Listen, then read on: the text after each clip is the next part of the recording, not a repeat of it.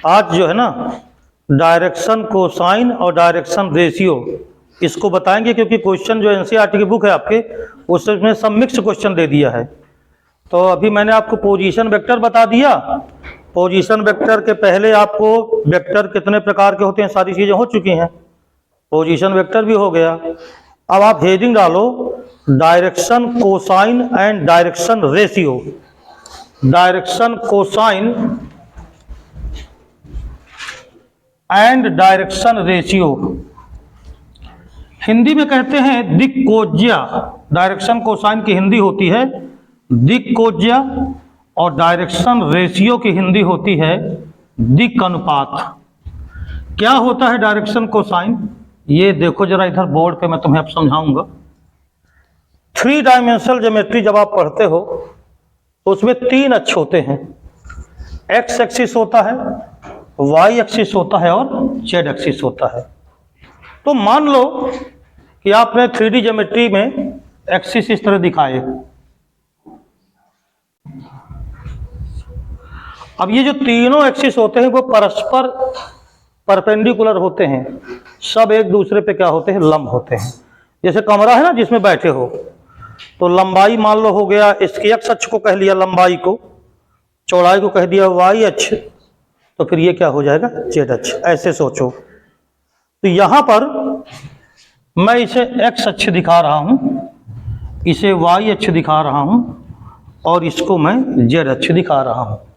और ये आपका हो गया ओरिजिन, मूल बिंदु। अगर कोई वेक्टर है जिसको ओरिजिन के थ्रू लिया, मतलब मूल बिंदु के सापेक्ष लिया, जैसे एक पॉइंट यहां P है और P के कोऑर्डिनेट मान लो आपने लिया x, y, z। तो जब ये कोऑर्डिनेट दे दिया करता है ना x, y, z, जैसे बिंदु के निर्देशांक दे देना, तो वो निर्देशांक उसके पोजीशन वेक्टर माने जाते हैं। यानी कि x, y, z अगर इसके बिंदु हैं तो ये आपका हो गया OP vector x i cap plus y j cap और प्लस z k कैप। तो यदि कोई सदिश यानी वेक्टर OP x अक्ष, y अक्ष और z अक्ष की पॉजिटिव डायरेक्शन से ले कोण, और अगर हम ये कहें कि मान लो वो x अक्ष से अल्फा कोण बना रहा है, ये अल्फा हो गया, y अक्ष से वो कितना कोण बना रहा है, बीटा, और z अक्ष से वो कितना कोण बना रहा है, गामा। तो x अक्ष से जो कोण बनाया उसको मैंने अल्फा कहा, y अक्ष से जो कोण बनाया उसको मैंने बीटा कहा, और z अक्ष से जो कोण बनाया उसको मैंने क्या कहा, गामा। यानी कि x एक्सिस से बना कोण ये अल्फा कह लो, y अक्ष से बना कोण ये तुम इसको बीटा मान लो, और z अक्ष से बना कोण अगर तुम इसको गामा मान लो, तो कास अल्फा, कास बीटा और कास गामा ये कहलाते हैं सदिश के डायरेक्शन कोसाइन। यानी कि ये अल्फा बीटा गामा, ये एक्स अक्ष, वाई अक्ष और जेड अक्ष से, ये इस सदिश के क्या है, वेक्टर के क्या है, एंगल हैं। इनको डायरेक्शन एंगल बोलते हैं। तो ये डायरेक्शन एंगल मान लो अगर अल्फा बीटा और क्या है, गामा, तो जो कास अल्फा होता है, कास अल्फा, कास बीटा और कास गामा, इनको हम कहते हैं डायरेक्शन कोसाइन, डीसीज भी बोलते हैं। ये डीसी लिख दो, डायरेक्शन कोसाइंस, ये डायरेक्शन कोसाइन कहलाते हैं। अब देखो जहां तक डायरेक्शन शब्द आया है ना, तो कुल मिलाकर के डायरेक्शन की बात तो इसमें होगी ही होगी कुछ ना कुछ।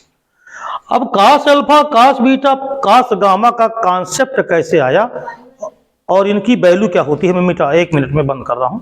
इनकी वैल्यू क्या होती है ये जानने के लिए देखो, अगर तुम ओपी जो तुम्हारे पास ये पोजीशन वेक्टर है, अगर तुम मान लो कि इसको तुमने वेक्टर आर से व्यक्त किया, ये आर से, तो बताओ ओपी बराबर कितना आएगा। अगर मैं इसका माड की बात करूं तो ओपी को आप मॉड आर लिखोगे कि ना लिखोगे? अब जानते हो कि ओपी वेक्टर जो होता है वो होता है एक्स आई कैप प्लस वाई जे कैप और प्लस जेड के कैप, क्योंकि इसके कोऑर्डिनेट आपने एक्स वाई जेड लिया है। तो ओपी वेक्टर बराबर क्या होगा? एक्स आई कैप प्लस वाई जे कैप और प्लस जेड के कैप। तो अगर इसका मॉड निकाला जाए, मॉड ओपी का मॉड, तो इसका मतलब ये आर का मॉड हुआ, बोलो। और आर का मॉड का मतलब क्या हो गया? अंडर रूट के अंदर X square plus Y square और प्लस क्या हो गया? Z square. इतना तो जानते ही हो आप। अब देखो ये जो कास अल्फा है ना, ये डायरेक्शन कोसाइन है, कास बीटा कास गामा ये तीनों डायरेक्शन कोसाइन है। तो इनको एक नाम दिया गया, कास अल्फा को कह दिया गया कि एल बोलो, कास बीटा को एम से व्यक्त किया और कास गामा को एन से, यानी इनको इसको कहा गया एल, इसको कहा क्या कहा गया? एम, और इसको क्या कहा गया? एन। तो यदि अल्फा बीटा गामा किसी सदिश के क्रमशः एक्स वाई जेड से बने हुए क्या हैं? एंगल हैं, या कोई सदिश एक्स अक्ष से अल्फा, वाई अक्ष से बीटा और जेड अक्ष से गामा कोण बनाता हो, तो उनके कास ले लो, यानी कास अल्फा, कास बीटा और कास गामा इसके डायरेक्शन कोसाइन कहलाते हैं। तो समझ गए कि डायरेक्शन कोसाइन क्या है। फिर मैं इसका फार्मूला निकालता हूं अभी। दूसरी चीज ये कि जो डायरेक्शन रेशियो है,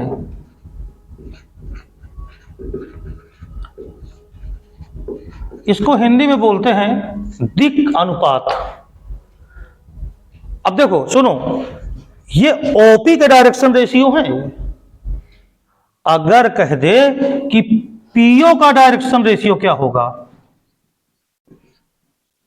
इसका डायरेक्शन रेशियो क्या होगा, तो इसका डायरेक्शन रेशियो हो जाएगा, जैसे कोण अल्फा बीटा गामा है ना, तो वो कोण बन जाएंगे pi minus alpha, pi minus beta और पाई माइनस गामा। तो इसके डायरेक्शन रेशियो बन जाएंगे कास पाई माइनस अल्फा, कास पाई माइनस बीटा और कास पाई माइनस गामा, ये बन जाएंगे, क्योंकि डायरेक्शन अपोजिट हो जाएगी। और आप ये भी ध्यान रखो कि जो अल्फा बीटा गामा होते हैं वो 0 से पाई के बीच में होते हैं, यानी 180 से क्या लेना उनको कम। तो जब आप ओपी कहते हो तब आपने कहा एंगल होगा अल्फा बीटा और गामा, और अगर आपने पीओ कहा तो आपने दिशा को पलट दिया, विपरीत कर दिया, तो एंगल अपने आप हो जाएंगे pi minus alpha, pi minus beta, pi minus gamma. तो इसका मतलब है कि ये माइनस एल। अब देखो अगर कास पाई माइनस अल्फा क्या हो जाएगा? Minus cos alpha, minus cos beta और माइनस कास गामा, यानी कि माइनस एल माइनस एम और माइनस एन। तो इस प्रकार अगर आप डायरेक्शन चेंज किया, भाई दिशा बदली कि ना बदली आपने, अब डायरेक्शन है तो ये व्यक्त कर रहा है, तो डायरेक्शन बदली तो उसके डायरेक्शन कोसाइन भी अपोजिट हो जाएंगे, यानी माइनस, देखो ये प्लस पे थे और ये सब काहे में आ गए? माइनस। तो इनको एल एम एन से व्यक्त करते हैं, यानी एल एम एन क्या है? तो एल एम एन किसी सदिश के क्या है? डायरेक्शन कोसाइन है, डायरेक्शन कोसाइन है। अब डायरेक्शन रेशियो क्या है? ये यूनिक होता है, एल एम एन एक यूनिक वैल्यू है। डायरेक्शन रेशियो क्या है? यदि हम कह दें कि एबीसी कोई 3 संख्याएं हैं, अब ये 3 संख्याएं इस प्रकार हैं कि यदि एबीसी कोई 3 संख्याएं इस प्रकार हों कि L अपान ए ये बराबर हो जाए M अपान बी और ये बराबर हो जाए N अपान सी, यानी L M N में जो अनुपात हो जाए, अगर वो यही 3 संख्याएं हो जाएं, यानी L अनुपाते M अनुपाते N ये बराबर हो जाए A अनुपाते B अनुपाते C, तो हम कहते हैं कि ABC उस सदिश के डायरेक्शन क्या है? रेशियो, दिक् अनुपात। LMN डायरेक्शन कोसाइन है, दिक्कोज्या है हिंदी में, और ये है ABC क्या है? Direction ratio. लेकिन ये डायरेक्शन रेशियो तब होंगे जब L अपान A ये बराबर हो जाए M अपान B, यानी इस अनुपात को वेरीफाई कर दें तब। जैसे देखो, जैसे मैंने कहा कि किसी सदिश के दिक् अनुपात वो है 1 2 3 है सपोज दैट, तो इसका मतलब उसने हमें बता दिया कि L/1 ये बराबर है M/2 बराबर है N/3। तो अगर ये बात करें हम कि क्या ये यूनिक हो सकते हैं, तो ये यूनिक नहीं होंगे, क्योंकि हम चाहें तो L/-1 ये बराबर हो सकता है M/-2 और बराबर N/-3। तो ये दोनों में कोई अंतर नहीं है, लेकिन संख्या बदल गई। देखो, हम चाहें तो इसको लिख सकते हैं L/2 बराबर M/4 बराबर N/6। तो देखो ये तीनों चीजें एक ही रेशियो को व्यक्त कर रही हैं, लेकिन नंबर यहाँ क्या हो गए, चेंज हो गए। इसका मतलब है कि जो डायरेक्शन रेशियो है वो यूनिक नहीं होते, और जो LMN लिखा है हमने डायरेक्शन कोसाइन, वो क्या होते हैं, यूनिक होते हैं। राइट है, तो हम इनको कह सकते हैं कि DR, इसको DR बोलते हैं और उसको DCज बोलते हैं। तो DR को हम कह सकते हैं कि यूनिक नहीं होते, या अद्वितीय लिख लो हिंदी में, अद्वितीय नहीं होते, और जबकि ये क्या होते हैं, अद्वितीय होते हैं। राइट है, इतना नोट कर लो, फिर मैं एक फार्मूला निकाल के दिखाता हूं तुम्हें। अब देखो, इसके आगे जो है, जैसे आपको मैंने अभी बताया कि L बराबर cos अल्फा होता है। अल्फा बीटा गामा ये डायरेक्शन एंगल होते हैं। OP अगर कोई सदिश है, तो अगर OP ने x अक्ष से अल्फा कोण बनाया, y अक्ष से बीटा कोण बनाया और z अक्ष से उसने गामा कोण बनाया, तो इसके डायरेक्शन को साइन को हम व्यक्त करते हैं L बराबर cos अल्फा, M बराबर cos बीटा और N बराबर क्या होता है, cos गामा, ये होते हैं। अब देखो, मैं तुम्हें, अगर हम यहां पर एक फार्मूला देखें, अगर अपनी किताब में आप देखिएगा तो मिलेगा आपको L² plus M² plus N² बराबर 1 होता है। यानी cos² अल्फा धन cos² बीटा और धन cos² गामा बराबर क्या होता है, 1। हालांकि इसके निगमन की जरूरत नहीं पड़ेगी, लेकिन फिर भी मैं कॉन्सेप्ट के लिए तुम्हें समझा दे रहा हूं। जैसे मान लो मैं P से परपेंडिकुलर x अक्ष पे डाल दूं, ध्यान से देखिएगा, तो बोलो यहां 90 डिग्री होगा कि ना होगा।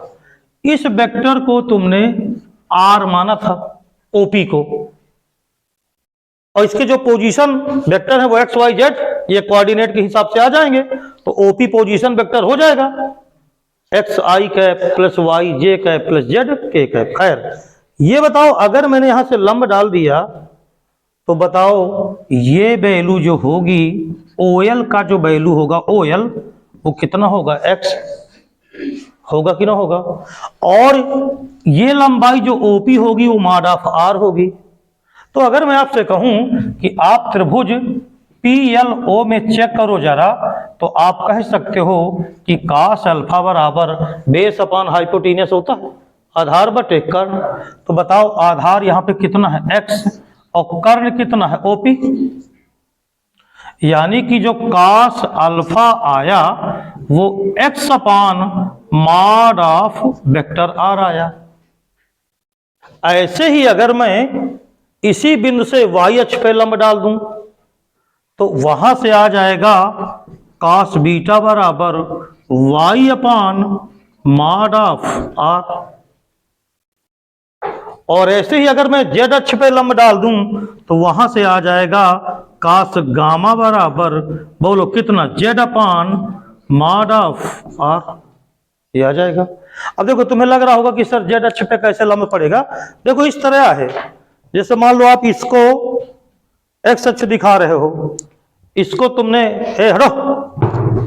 इसको तुमने y अक्ष दिखाया, और ये तुमने z अक्ष दिखा दिया। ये हो गए तीनों परपेंडिकुलर आपस में। ये अब ये जो ऐसे, अब इस तरह है OP, तो ये कोण बना, इधर ये कोण इससे बना और इधर ये कोण इससे बना, और यहां से जब लंब डालोगे तो यहां से परपेंडिकुलर ये डाल दिया। समझ रहे हो ना। कोई कमरा में है, जैसे मान लीजिए आप यहां पर हैं, यहां पे आपने OP ऐसे लिया, ऐसे, उस कोने से, और यहाँ पे है मान लीजिए P बिंदु, तो ये लाइन मिलाओगे कि ना मिलाओगे? तो ये लाइन आपकी x अक्ष से भी कोण बनाएगी, ऐसे है, तो इसने कोण z से भी बनाया, x से भी बनाया और y से भी बनाया, इस तरह है ये। तो अगर आप परपेंडिकुलर x पे डालोगे तो cos अल्फा बराबर x पान माड r आ जाएगा, और ये ही वैल्यू तो है क्या l, और ये वैल्यू क्या है m, और ये वैल्यू क्या है n। अब अगर आपसे कहा जाए l square plus m square और प्लस n स्क्वायर का मान बताओ, तो क्या करोगे आप? ये लिखोगे आप l स्क्वायर प्लस का m स्क्वायर और प्लस का n स्क्वायर, राइट है ना? तो जब इसको निकालोगे तो ये आपका आया cos स्क्वायर अल्फा यानी x square upon mod of r का square plus y square upon mod of r का square plus z square upon mod of r का स्क्वायर। तो मॉड ऑफ r का स्क्वायर तो तीनों में ही तो है, इसका मतलब ये हो गया l square plus m square plus n square बराबर x square plus y square plus का z square upon mod of r vector का स्क्वायर। अभी थोड़ी देर पहले मैंने लिखा था कि ये जो मॉड ऑफ r होगा, बताया था कि नहीं था, ये बराबर होगा अंडर रूट के अंदर x square plus y square plus magnitude of A vector. तो जब 2D में होता था तो अंडर रूट के अंदर x square plus y square आता था, और जब वो 3D में है तो अंडर रूट के अंदर x square plus y square plus z square आएगा। तो इसका मतलब ये हो गया कि अगर मैं x square plus y square plus z square और मॉड ऑफ r का स्क्वायर अगर इसका स्क्वायर करूंगा तो बताओ अंडर रूट हट जाएगा कि ना हटेगा? तो ये नीचे भी आ गया x square plus y square plus z square. तो बताओ ये कितना आ गया? 1। और ये किसकी वैल्यू आई? l square plus m square plus n square, ये आ गया। देखो सुनो, cos अल्फा l कहते हैं इसको, ये है x upon mod of r। तो अगर मैं तुमसे कहूं कि l बराबर है x upon mod of r, तो बताओ मॉड ऑफ r का मान मैंने अभी लिखा था अंडर रूट के अंदर x square plus y square plus, तो ये बताओ अगर l की वैल्यू मैं यहां लिखूं तो आएगी x अपान अंडर रूट के अंदर x square plus y square plus z square.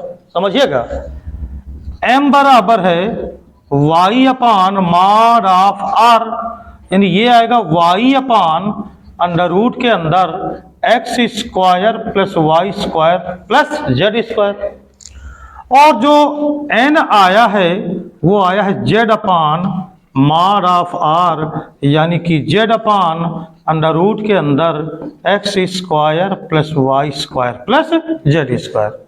ये l का माना लिखा रखा है, ये m का मान है लिखा रखा है, और ये किसका माना है? z। अब जरा समझो, ये बताओ इसके जो बिंदु के निर्देशांक है P के, वो कहाँ दिए हैं?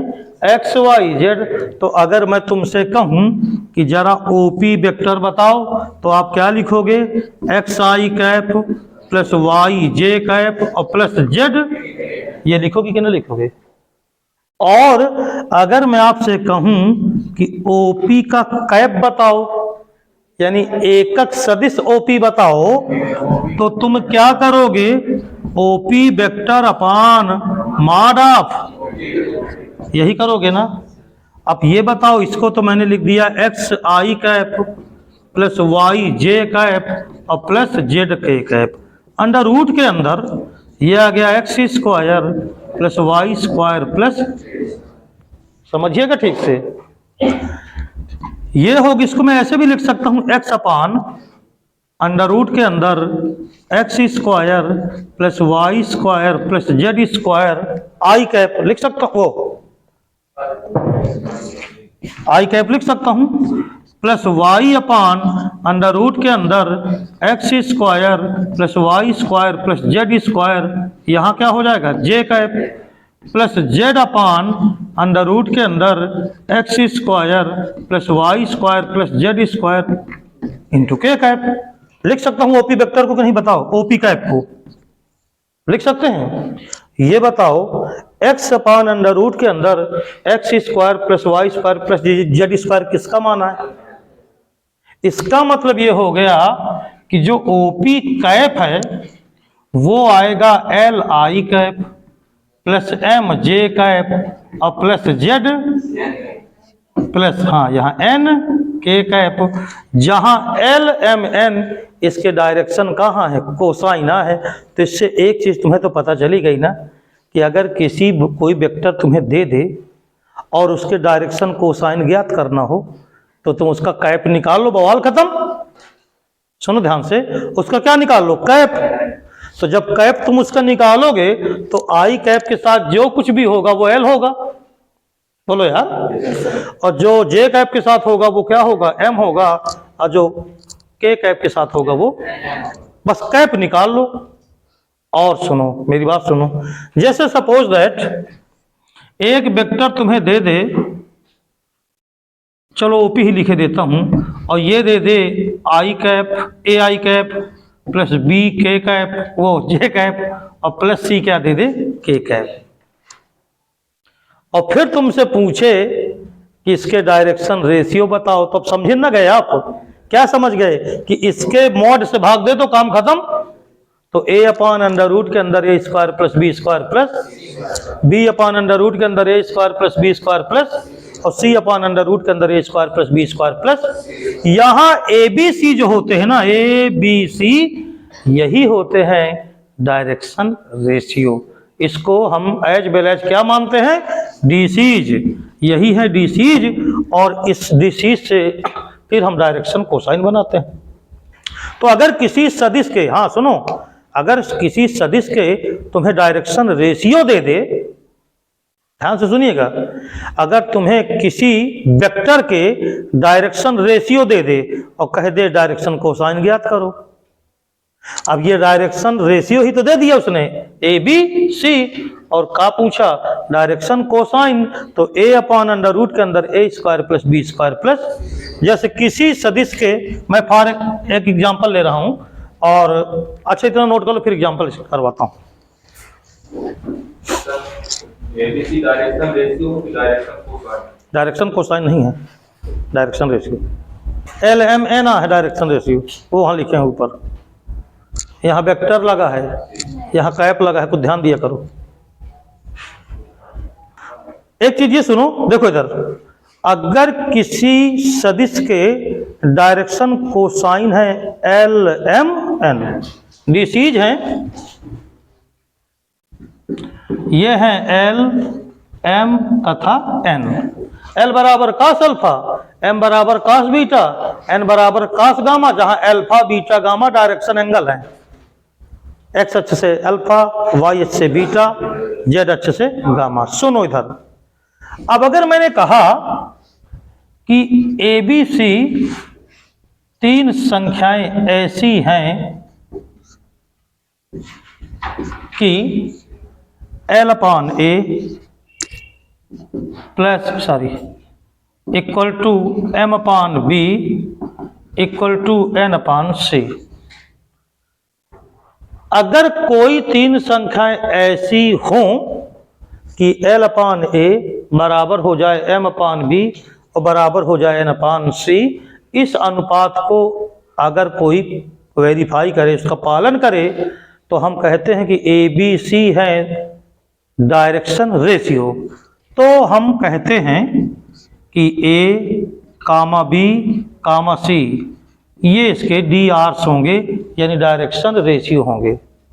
तो इसका मतलब एल एम एन हो गया क्या, डायरेक्शन कोसाइन, और ए बी सी क्या हो गया, डायरेक्शन रेशियो।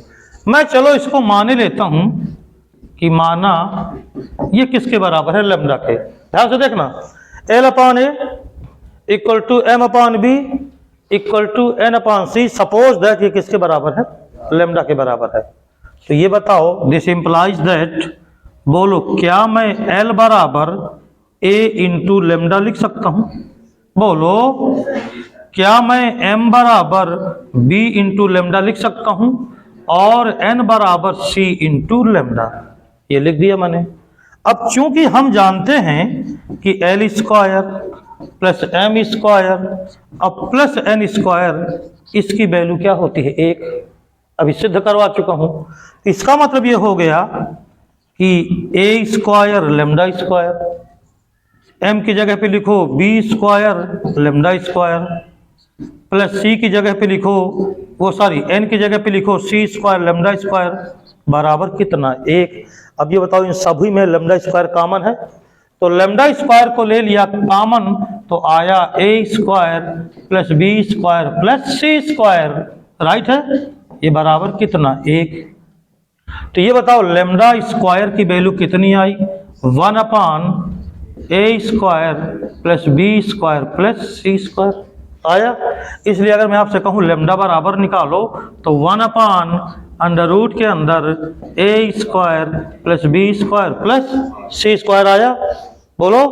इसलिए अगर मैं आपसे कहूं l का मान बताओ तो l बराबर होता है लेमडा बराबर क्या होता है, लेमडा बराबर बोलो l अपान a, तो ये l अपान a का मान आया गया।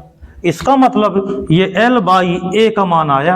अब वो आया 1 अपान अंडर रूट के अंदर a square plus b square plus c square, तो बोलो l बराबर क्या आया a अपान अंडर रूट के अंदर a square plus b square plus, यही तो बता रहा था अभी, यही तो एन जब कैप निकाले थे तो बटे में यही तो आया था। इसी तरह m बराबर हम कह सकते हैं इसी प्रकार b अपान अंडर रूट के अंदर a square plus b square plus c square, और इसी तरह हम n बराबर कह सकते हैं c अपान अंडर रूट के अंदर a square plus b square plus c square कह सकते हैं, बोलो। अब सुनो इधर, एक मैं एग्जाम्पल से तुम्हें छोटा सा एग्जाम्पल लेके समझाता हूँ। जैसे इसमें कहा गया है, एक क्वेश्चन है, कहता है I cap plus 2j cap plus 3k cap. Question है यहाँ पर I cap plus 2j cap plus 3k cap, और कहता है इसकी डायरेक्शन कोसाइन ज्ञात करो, इसकी डीसीज ज्ञात करो। तो यार ये बताओ, बोलो इसका गुणांक कितना है, a बराबर 1, b बराबर 2 और c बराबर 3, आएगा कि ना आएगा।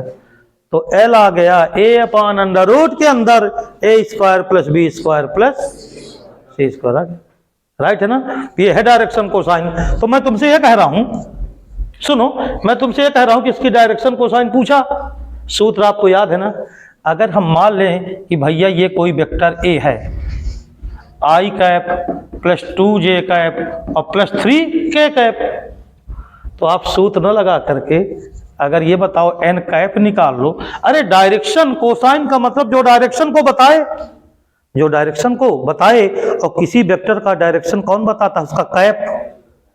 किसी वेक्टर का डायरेक्शन उसका कौन बताता है, कैप। तो मैंने कहा चलो मैं इसको a कैप लिखे देता हूं। तो ये बताओ a कैप का मतलब I cap plus 2j cap plus 3k cap under root इसका माड 1 का स्क्वायर धन 2 का स्क्वायर धन, तो यह आ जाएगा I cap plus 2j cap plus 3k cap upon, बोलो 2 दूनी 4 3 त्रिकाई 9 9 4 13 14, तो अंडर रूट कितना आ गया 14। अब तुमसे कहे डायरेक्शन कोसाइन, तो पहला वाला l, फिर क्या होता है m, और फिर क्या होता है n, और देखो ये आ गया 1 बटे अंडर रूट 14, ये आ गया 2 बटे अंडर रूट 14, और ये आ गया 3 बटे अंडर रूट।